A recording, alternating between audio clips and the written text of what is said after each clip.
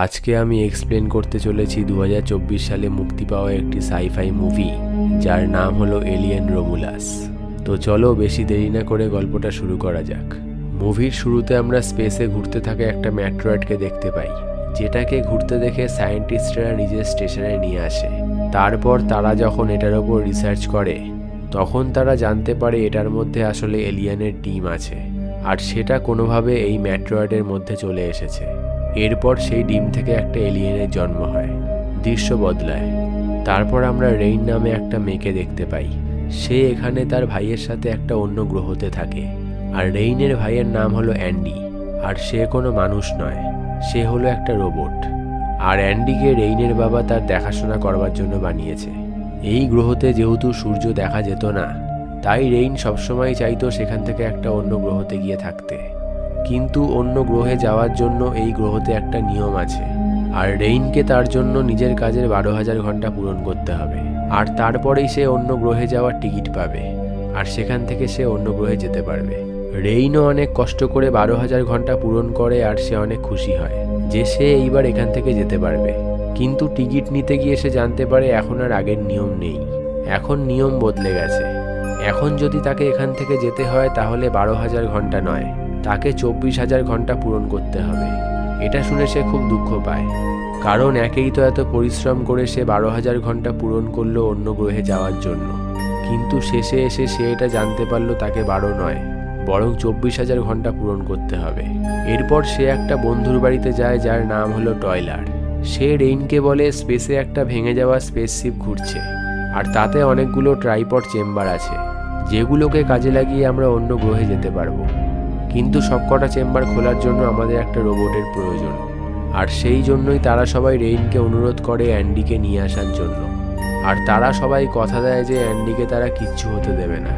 রেইনও মনে মনে ভাবে এই স্পেস থেকে বেরোনোর জন্য কেবল এই একটাই রাস্তা আছে, আর সেও এই কথাতে রাজি হয়ে যায়। এখানে সবাই জানতে পারে রেইন আসলে যেই গ্রহে যেতে চায় সেটা এখান থেকে যেতে প্রায় 9 বছর সময় লাগবে। এরপর তারা সবাই একটা স্পেস কাপের সাহায্যে সেই স্পেসের দিকে রওনা হয় যেটাতে সেই ভাঙা স্পেসশিপটা আছে।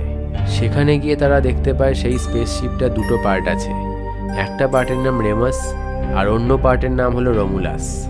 আর তারা জানতে পারে যে আগামী 37 ঘন্টার মধ্যে রোমুলাসের মধ্যে একটা ধামাকা হওয়ার কথা আছে। আর এটা জেনে সবাই ভয় পেয়ে যায়, কিন্তু ট্রয়লার সবাইকে আশ্বস্ত করে বলে ভয় পাওয়ার কোনো দরকার নেই, কারণ এখানে আমাদের কাজ মাত্র কিছু ঘন্টার, আর ধামাকা হওয়ার আগেই আমরা এখান থেকে চলে যাব। এরপর ট্রয়লার আর অ্যান্ডি একজন সাথীকে নিয়ে রোমুলাসের দিকে চলে যায়, এবং রেইন আর দুজন মেয়ে সেখানেই অপেক্ষা করতে থাকে। সেখানে গিয়ে অ্যান্ডি খুবই তাড়াতাড়ি রোমুলাসের দরজা খুলে দেয়, আর সেখানে ঢুকে তারা দেখে ভেতরের অবস্থা খুবই খারাপ হয়ে আছে। দেখে এমনটা মনে হচ্ছে যেন ভেতরে কোনো বড় ধামাকা হয়েছে। আর সেখানে তারা একটি অর্ধেক গলে যাওয়া রোবটও দেখতে পায়।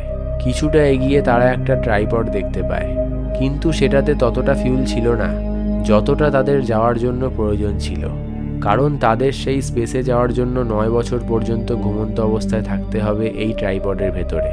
এরপর তারা ফুয়েলের জন্য সেই স্পেসশিপের এদিক ওদিক ঘুরতে থাকে। ঘুরতে ঘুরতে তারা সেখানে এলিয়ানদের প্রচুর ডিম দেখতে পায়, যেগুলো কিনা ফ্রিজ করে সেখানে রাখা ছিল।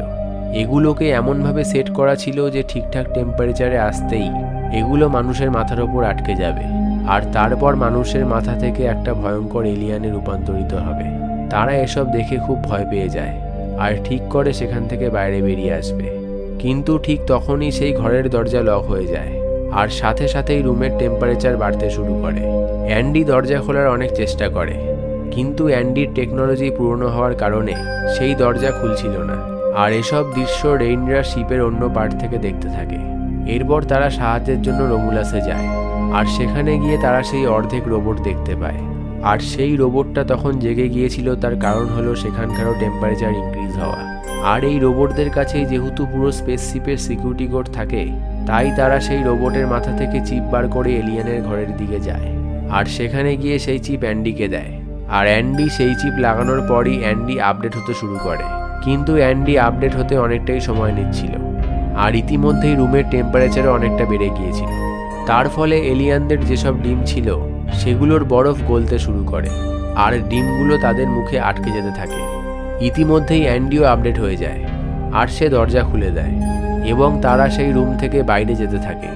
কিন্তু এতটা সময় টেম্পারেচার বেড়ে থাকার কারণে সমস্ত ডিমগুলো তাদের পিছু নিয়ে বাইরে আসতে থাকে।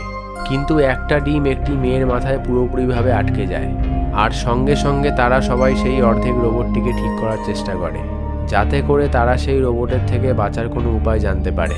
এখানে রোবট তাদেরকে বলে যে এই মেয়েটি আর কোনোভাবেই ঠিক হবে না, আর এর মাথা থেকে একটা এলিয়েনের জন্ম হবে, যেটা কিনা পুরো এরকম দেখতে হবে।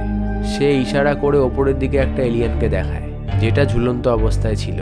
রোবটটা বলে আমরা সবাই মিলেই একে মেরে ফেলেছিলাম, আর একে মেরে ফেলাই আমাদের কাল হয়েছিল, কারণ একে মেরে ফেলার পর এর শরীর থেকে রক্তের বদলে এক প্রকার অ্যাসিড বের হয়, যেটা আমাদের পুরো স্পেসশিপকে গলিয়ে দিয়েছে।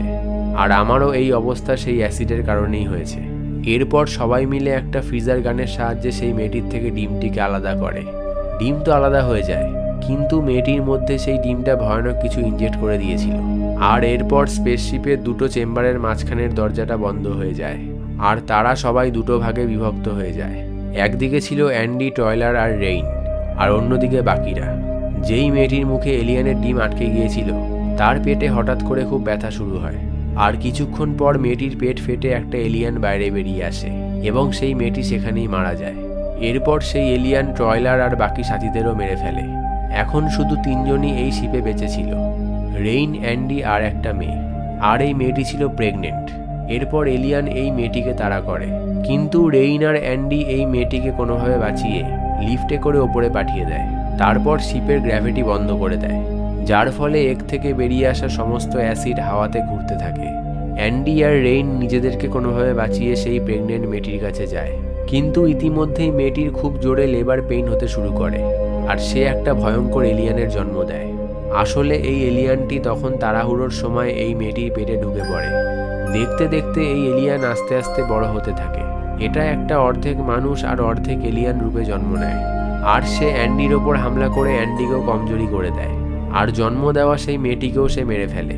আর এখন শুধুমাত্র রেইন বেঁচে ছিল, কিন্তু এলিয়ানটা রেইনকেও দেখে ফেলে।